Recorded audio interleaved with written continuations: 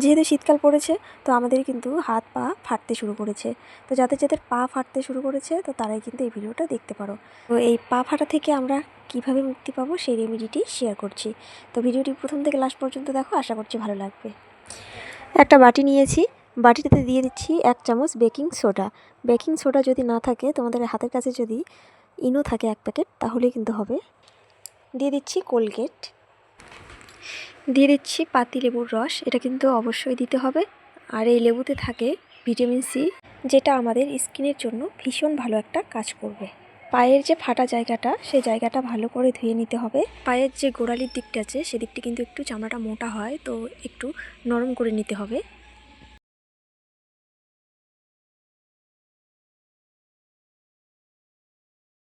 দিয়ে দিচ্ছি একটা শ্যাম্পু,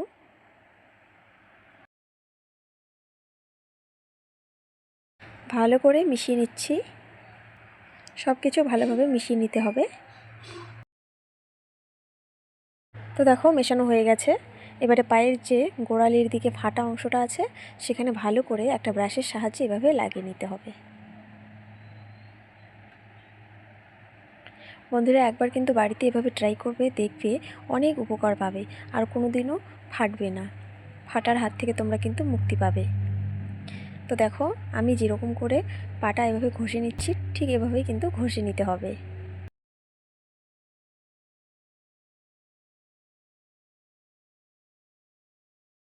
পায়ের যে ফাটা অংশগুলি থাকে এই অংশগুলির ভিতরে কিন্তু অনেক কাদা ময়লা মাটি ঢুকে থাকে।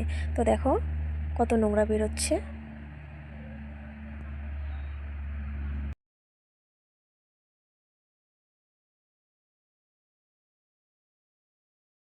এবার পাটাকে ধোয়ার জন্য একটা পাত্রে আমি গরম জল নিয়েছি, উষ্ণ গরম জল, যাতে পাটা ঢোকানোর সাথে সাথে আরাম অনুভব হয় সেরকম গরম রেখেছি। এবার এই গরম জলে দিয়ে দিচ্ছি সামান্য একটু লবণ, দিয়ে দিচ্ছি একটু লেবুর রস।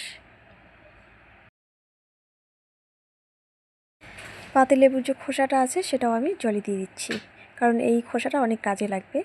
ফাটা জায়গাগুলি আমি এভাবে ঘষে নেব। তো সেই লেবুর খোসাটা দিয়ে এভাবে পাটা ভালো করে ঘষে নিতে হবে। দেখো কতটা পরিষ্কার হয়েছে।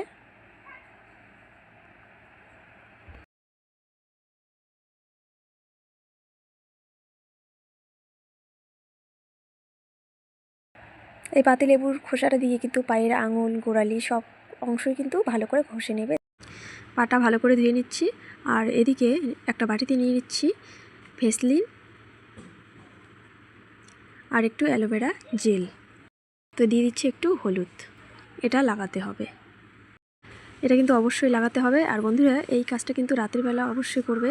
রাতের বেলা করলে কি খুব ভালো কাজ করে, কারণ দিনের বেলা তো আমরা ব্যস্ত থাকি, এদিক ওদিক ঘোরাফেরা করি, অনেক রকমের কাজ থাকে। তো রাতের বেলা করলে বেশি সুবিধে হয়। তো এবারে ভালো করে মিশিয়ে নেব। পায়ের যে ফাটা ফাটা জায়গাগুলি আছে তো সেই জায়গায় এই হলুদটা এখন লাগিয়ে নেব। তো দেখো আগে থেকে কতটা পরিষ্কার হয়েছে।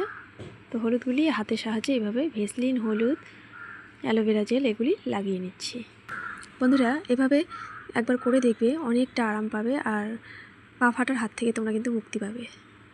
এই ঠান্ডার দিনে কিন্তু স্কিনের অনেক উপকার হবে। তো বন্ধুরা ভিডিওটি কেমন লাগলো অবশ্যই কমেন্ট করে জানাবে। ভালো লাগলে লাইক কমেন্ট শেয়ার করবে, চ্যানেলটিকে সাবস্ক্রাইব করে পাশে থাকবে। দেখা হচ্ছে নেক্সট ভিডিওতে।